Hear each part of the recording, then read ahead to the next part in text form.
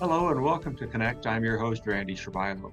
On today's show, we'll have Sharon Kaendo from Leisure Travel 2000 talking about travel options today, as well as Tom Diebert with Colliers International talking about the industrial and commercial markets in Saskatoon. As always, we'd like to connect with you. Follow us on Facebook to watch new and past interviews or email us at connectyxe@gmail.com. Traveling is much different today than it was just 6 months ago, and we have Sharon Kaendo from Leisure Travel 2000 going to shed some light on what's happened and what's happening. Sharon, thanks for taking a little break and coming on our show today. Thanks, Randy, for having me. Talk a little bit about yourself because you've been in this industry for a while and you bring some knowledge that you can share with us. Tell us a bit about yourself and that travel industry.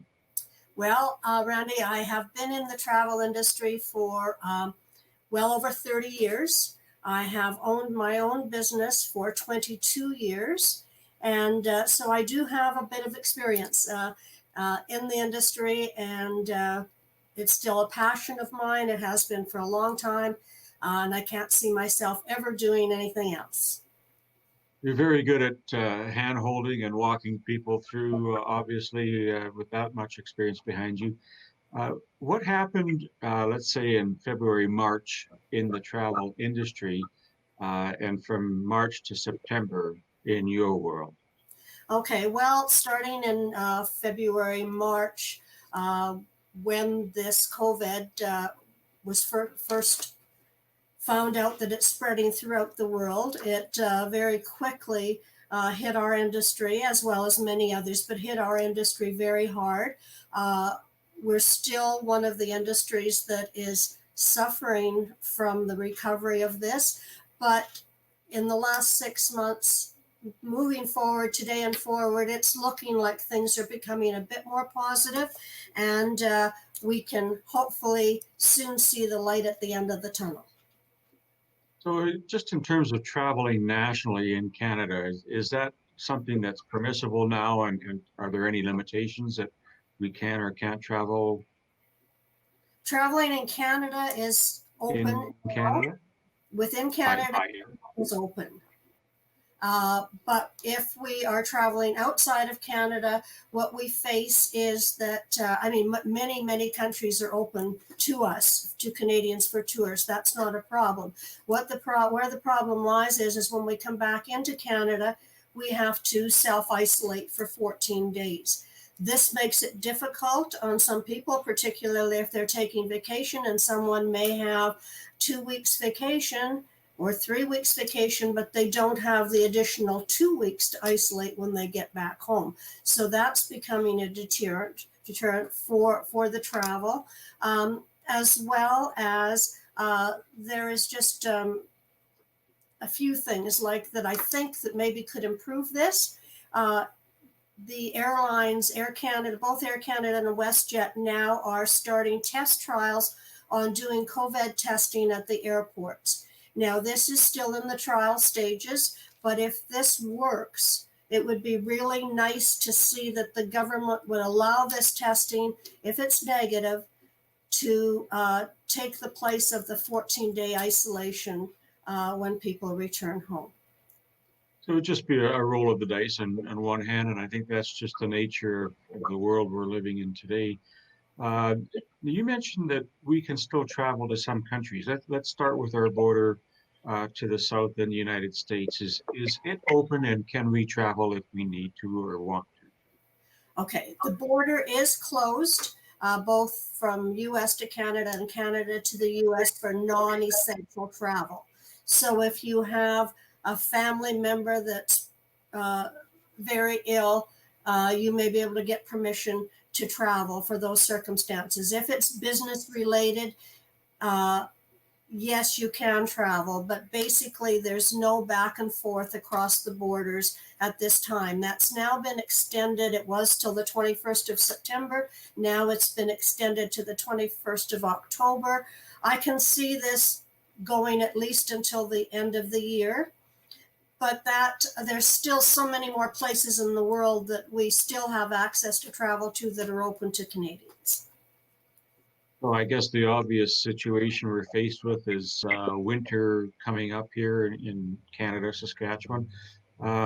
If Mexico or other hotspots, the Caribbean or Central America, if those are desired locations, can we as Canadians travel there uh, with the U.S. border closed as long as there's no stopping in between? Yes, we can do that, and we do have the airlines ready to go with the charters to be starting this fall doing the Caribbean and doing Mexico. Now, Mexico, Puerto Vallarta, for one, they're opening up again and they're doing it at 30% capacity, but they've been really diligent in getting their sanitation things in order and making sure that things are as they should be. Cleaning protocols have been upgraded all through. Dominican Republic is also open. Jamaica is open. So there's a lot of places that with winter coming up that we can still go. We don't have to go into the US. We have charter flights right out of Canada. So that's a very positive thing. And it's just, I think that we need to take a look at that we can't continue to be afraid. We just have to know that the airlines and cruise lines and resorts are putting great sanitation protocols into place. They are very concerned about this. It's worldwide, so they want tourism back, but they also want to the tourists to be safe. That seems reasonable in light of everything that we're facing. So I guess that's a very optimistic note. What you're sharing is that while the U.S. border is closed, improvements uh, to sanitation for travel to some of those hotspots and the direct flights are on the books, so to speak. Yes, yes. Um, does that mean that the resorts are doing some things as part of a package in a bigger sense of the travel? Yes, the resorts have all put in different ones and different chains. Now, I'm not recommending that you go and stay in a mom and pop resort right at this time, but any of the major resort chains, they have put so many protocols into place. Their sanitation, just everything is just right up there. Just keep working at it constantly. They're doing things like the buffets are not open. They still have buffets, but they're not open to everybody to dig into. You're being served, but you still have your choice of food from the buffet. So those people that enjoy buffets can still do that.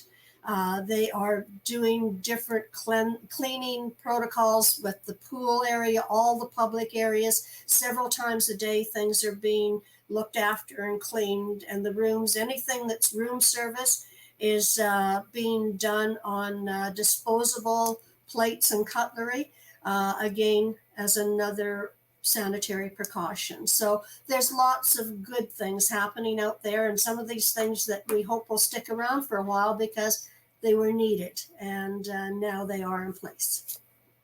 Well, that's interesting. That sounds like it's the same, only different.